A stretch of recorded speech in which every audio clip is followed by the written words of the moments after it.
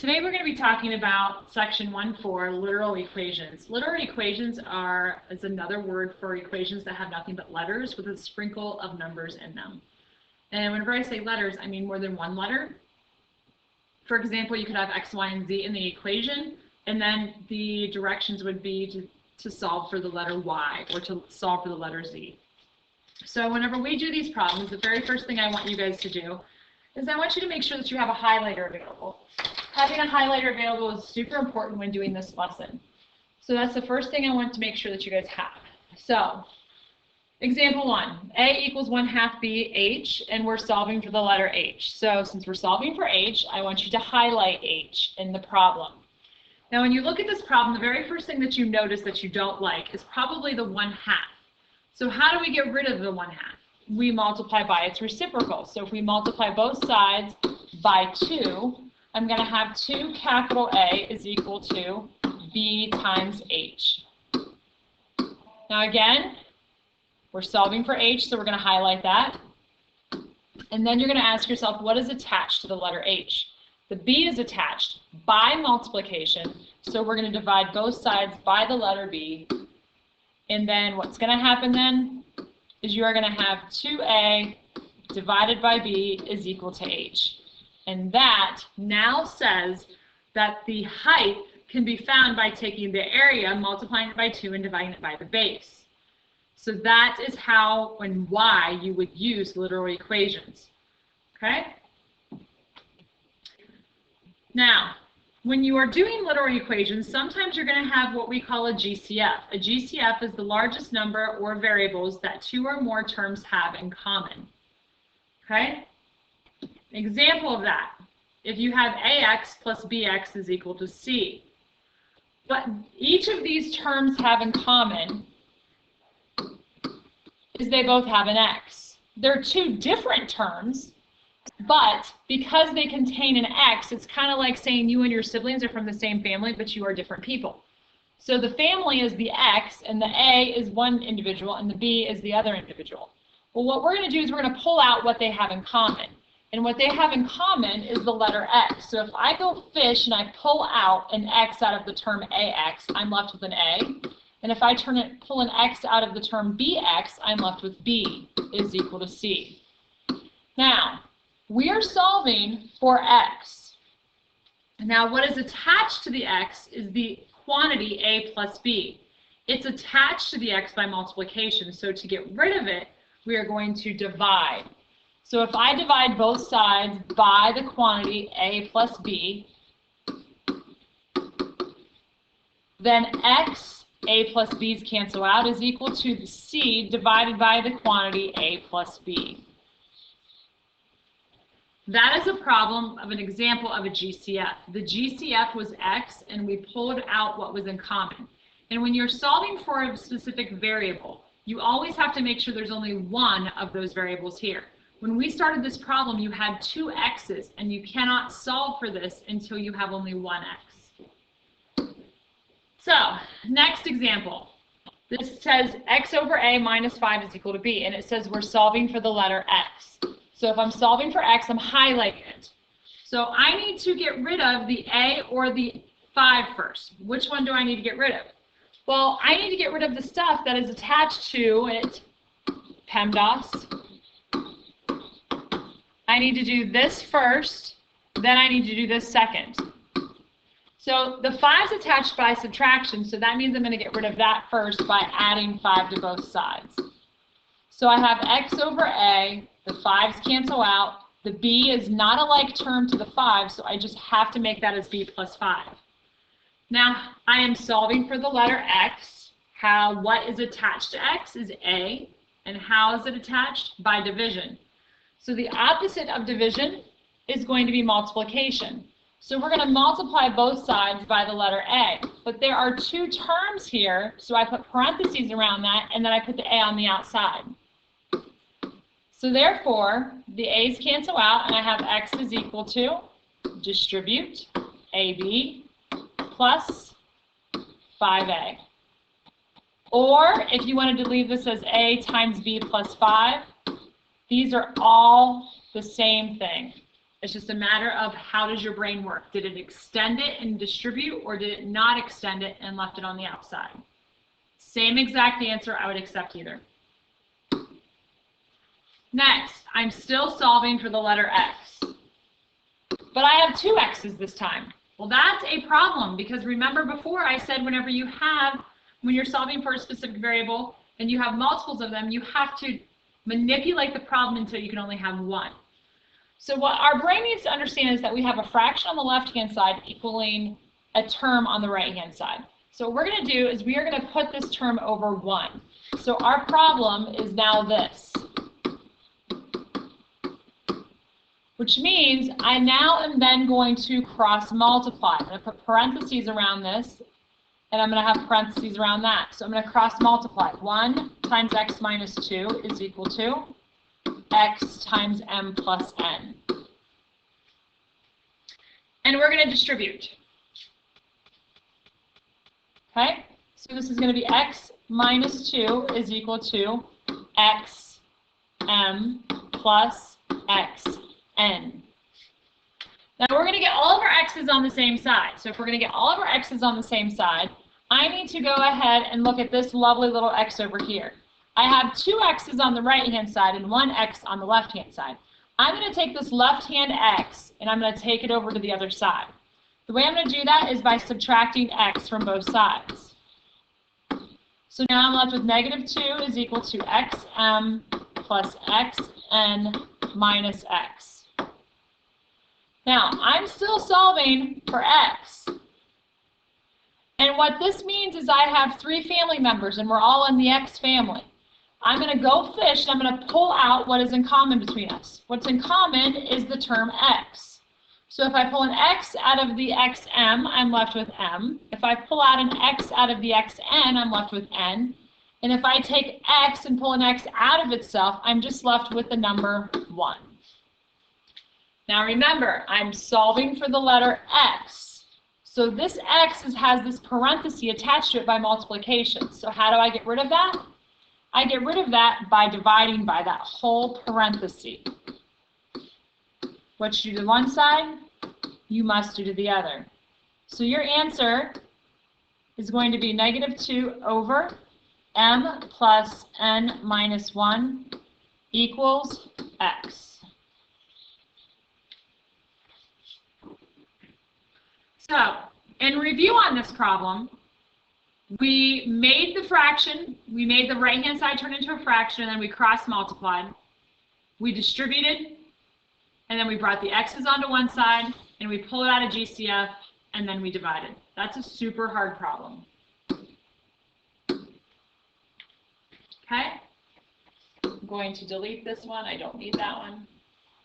Okay, this one right here. I'm solving for the letter x.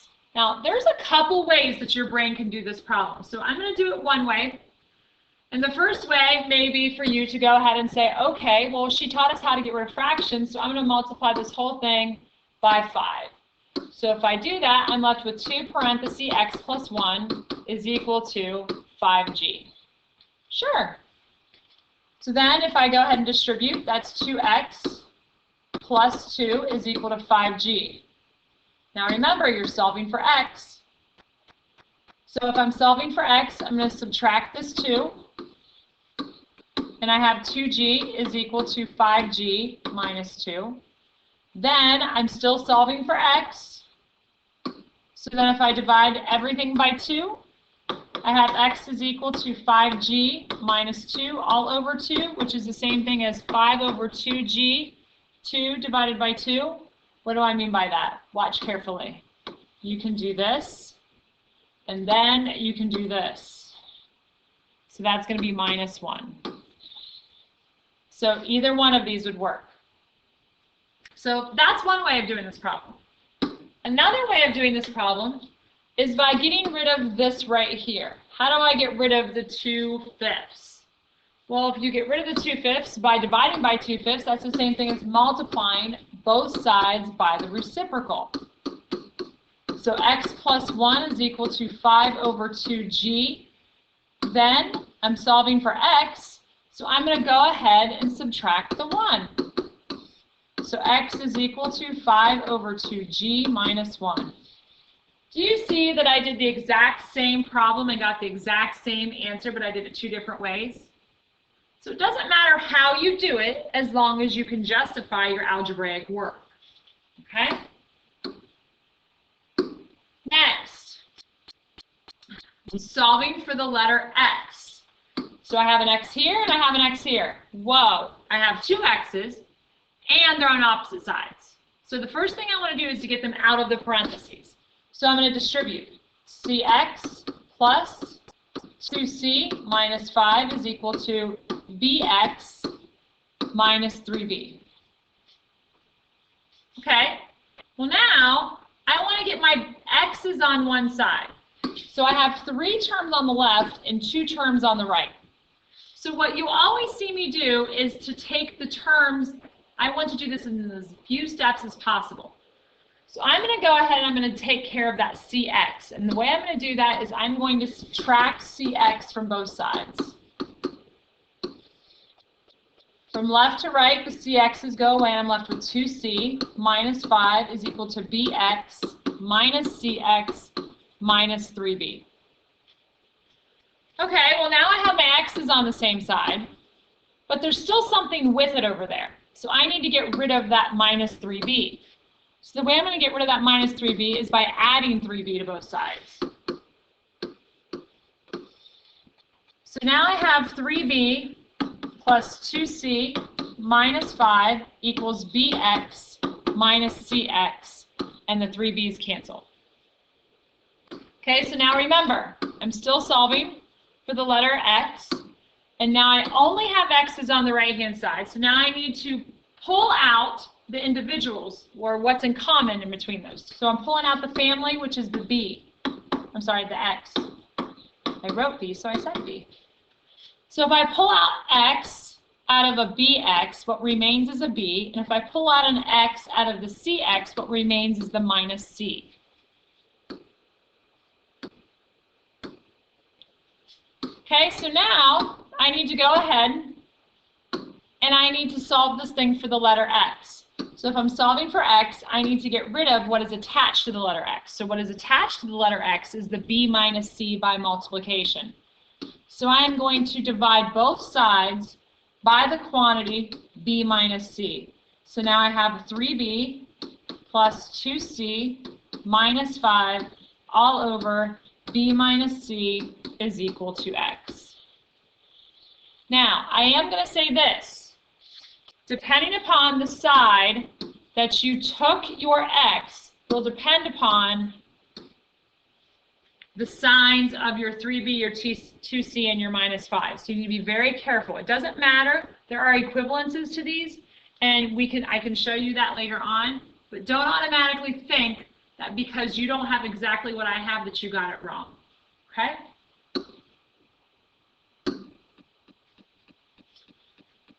Same concept here. I'm solving for x. Where's the x at? X is on the inside of the parentheses, so what I'm going to do is distribute. 3akx minus 2ab is equal to cdx minus 2c. Remember what you're solving for. I'm solving for x's. So it doesn't matter which side you take them to because you still have 2 terms on the left and 2 terms on the right. So since it's the same amount, I usually always bring everything over to the left-hand side. So I'm going to subtract minus cdx from both sides. Okay?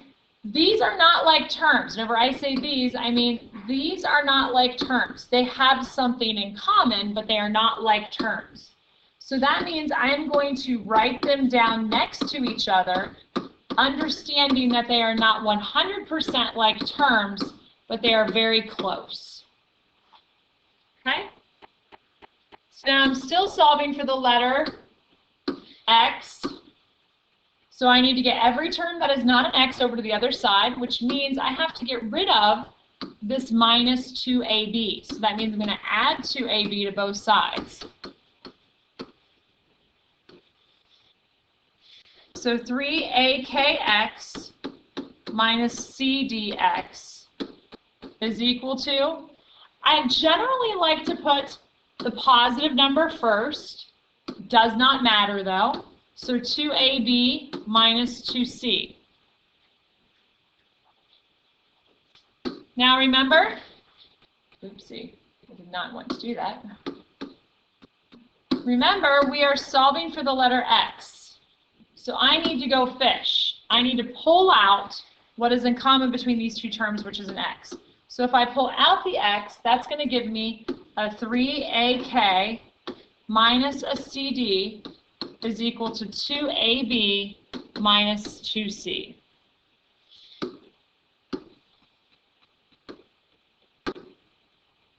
Now, I am solving for the letter x, so I need to get rid of any terms that are attached to x. And the terms that are attached to x by multiplication is the entire parenthesis of 3ak minus cd.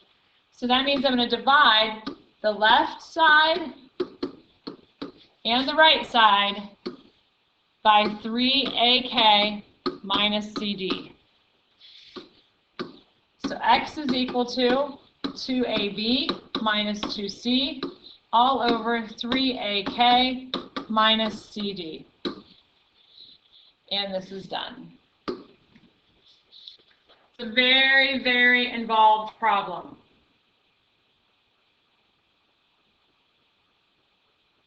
Okay? Next one. I'm solving for the letter x. I have two x's. And guess what else I have? I have a fraction. So the first thing my eye says, get rid of the fraction. So if I go ahead and I get rid of the fraction, I'm going to multiply this whole thing by the letter 5. So that gives me a 3ax minus a 20c is equal to an ax. Well, now it looks a whole heck of a lot simpler already. And I'm going to say, hey, I'm solving for x. I have two terms on the left-hand side and one term on the right-hand side. So I'm going to bring all of my x's to the right-hand side. So this is a 3ax. So to get rid of that, I'm going to subtract 3ax. So I'm left with negative 20c is equal to, now look at this, ax and ax. They are 100% like terms. So that means I have 1ax minus 3ax, and that's going to give me negative 2ax. I'm still solving for x, so I'm going to divide both sides by negative 2a. Negative 20 divided by negative 2 is going to be a positive 10c over a is equal to x. It looked super tricky at the beginning, but it really wasn't after you got rid of your fraction. And the last one I'm going to do with you is going to be this one right here. Now, this looks like it's a fraction equaling a number. We are going to turn this into a fraction. So I have a fraction equaling a fraction. And I'm solving for x, which happens to be in the bottom of this fraction. So in order to do this, we are going to first cross multiply. 1 parenthesis a minus c is equal to m parenthesis x minus a. Now remember, if I'm solving for the letter x, I'm going to go ahead and I'm going to distribute. So that a, that one goes into the a and the c, and then the m goes in here, mx minus am. Now, if I am solving for the letter x, I'm going to get rid of anything that is attached to the x. So that means I'm going to add am to both sides. So I have a plus am minus c is equal to mx. Does it matter where you put the am? No. As long as the a is positive, the am is positive, and the c is negative, it does not matter. And remember, I'm solving for the letter x. So with that said, I need to go ahead and I'm going to divide the entire left and right side by m. So a plus am minus c all over m is equal to x. That is your final answer. Now tonight's homework is actually going to be 1-4 worksheet 4. If you have questions, please ask me.